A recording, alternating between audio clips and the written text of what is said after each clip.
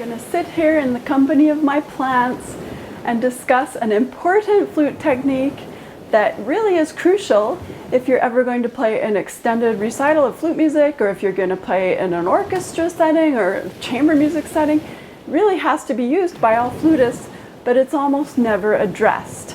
I looked for videos on YouTube and I couldn't find any. Maybe people are just calling it something else, but I've always heard it called the fish breath.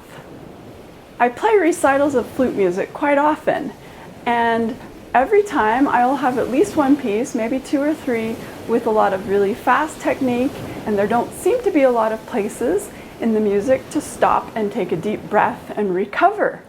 And I always have a few audience members come up to me after the concert and say things like, "I was watching you in such and such piece, and there were so many notes and there was no place for you ever to breathe, but you just kept going, and I was waiting for you to breathe, and I was afraid for you. I was worried you might end up fainting or something." And I also have students come into lessons sometimes with similar kinds of music that just go on seemingly endlessly. And the student says to me, "I can't figure out where I'm supposed to breathe." And that's when I introduce my students to the art of the fish breath. The fish breath is an art that can give flute players a seemingly endless air supply. And the reason it's called a fish breath is that it's like when you see a fish breathe underwater. It's like they just kind of open and close their mouths, and there's nothing going into their lungs because they don't have lungs. So it's all about your mouth and your face as though it's only going down to your gills. So you just think of kind of taking a mouthful of air, but it's surprising how much you actually get out of taking that mouthful. There are plenty of passages of music that have a lot of places where I could take a fish breath. And if I took them all, I would actually end up with a surplus of air because it ends up building up. And certainly I get plenty of oxygen from the fish breaths that I take. First of all, let's talk about what's required in the music in order to do a fish breath. All you need is a slight little lift in the flute line. It's often something as simple as you have a staccato eighth note. And so you have just a fraction of a second where there's space, and during that space you just lightly open up your mouth and let in a tiny little bit of air. So that's all that's required in the music.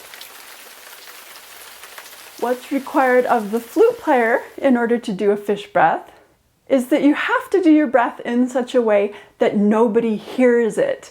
It has to fit seamlessly into the flow of the music, as though it's not there, it can't interrupt or change the phrase.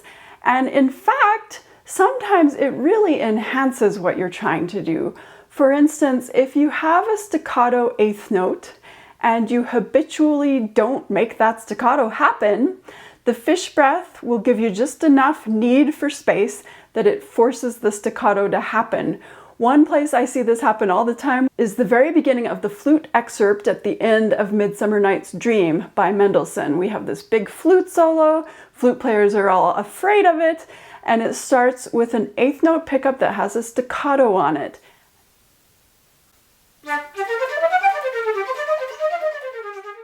And so often flute players do ba da da da da da da da instead of ba ba da da da da da da. So they don't keep it light. But if you add a little fish breath after that D, even though it's the first note that you're playing in this excerpt, it forces you to do that staccato, and it additionally gives you a little extra air, which you could certainly use because this is a long excerpt that requires a lot of air.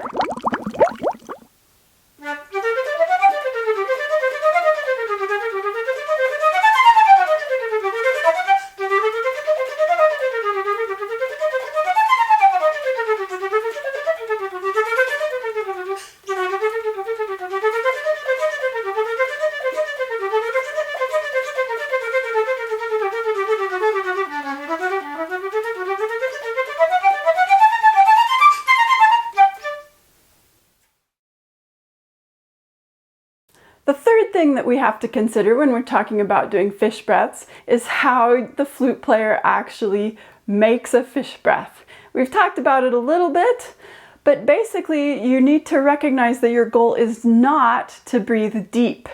You're just trying to take a shallow little breath into your mouth to replenish the air that you've been using. It's not air to get you through another big phrase, it's just air to get you through to the next big breath. So you really are only filling up your mouth, but you'll be surprised how much good that mouthful of air does you. If you've never done a fish breath, I think a great thing to try is this little passage from the Toktakishvili Flute Sonata, third movement. If you think, wow, that sounds like a difficult piece, it is a difficult piece, but this is a very straightforward passage and it's great for fish breaths. And many flute players get rid of the little eighth rests that you will see in the music because we figure the composer put it there in order to make it possible for us to breathe. But we don't need that breath because we're fish breathing everywhere, all over the place. You could take a fish breath after each and every staccato eighth note, and by the end of the passage, you would have way too much air in your lungs from the accumulation of all those little fish breaths.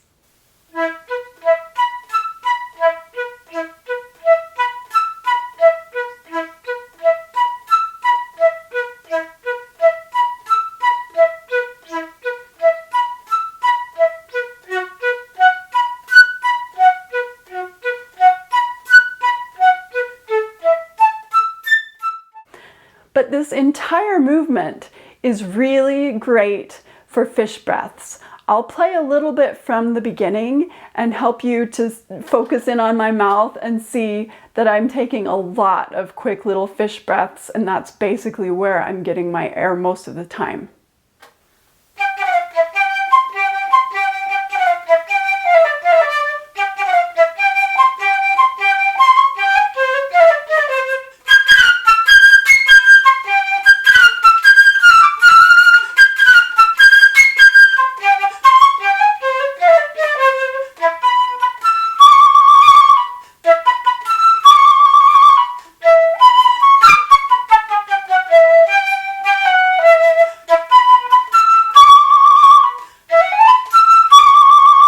When I play you some examples of pieces that use fish breaths, the goal is that if I tell you what to look for and you know what to look for, you can see it happen, but you should never hear it happen in the music. It should never disrupt the phrasing.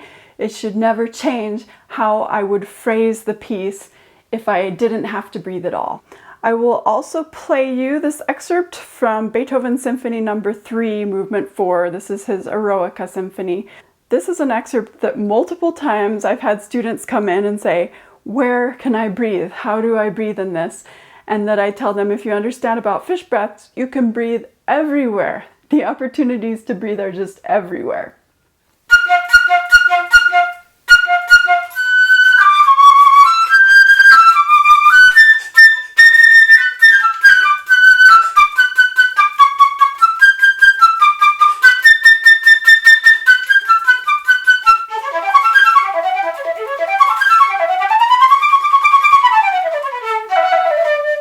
Also, I recorded a piece years ago that's still here on my YouTube channel, Burton Sonatina, and in the third movement of that piece, there are fish breaths everywhere.